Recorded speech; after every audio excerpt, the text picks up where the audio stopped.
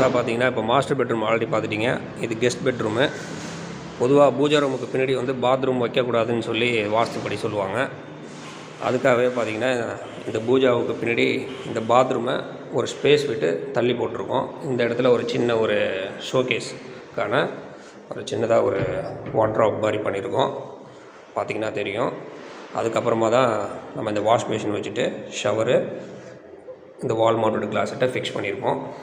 இப்படி பார்த்தீங்கன்னா தெரியும். இந்த கெஸ்ட் ரூமில் பார்த்தீங்கன்னா சின்னதாக விண்டோவுக்கு பக்கத்தில் உட்கார்றதுக்காக ஒரு சின்ன ஒரு சிட்டிங் ஏரியா மாதிரி ஒன்று பிளான் பண்ணியிருப்போம். இது வார்ட்ராப். இப்போ கெஸ்ட் ரூம் கம்ப்ளீட் பண்ணிட்டோம். மாஸ்டர் பெட்ரூமு நார்த் வெஸ்ட் கார்னரில் கெஸ்ட் ரூமும் கம்ப்ளீட் பண்ணிட்டோம். இது டைனிங் ஏரியா. டைனிங் ஏரியாவில் வரக்கூடிய கவுண்டர் டாப்பு அதுவும் நம்ம ஃபிக்ஸ் பண்ணிட்டோம். இது ரோட் சைடு உள்ள பால்கனி. ஹாலுக்கான ஏசி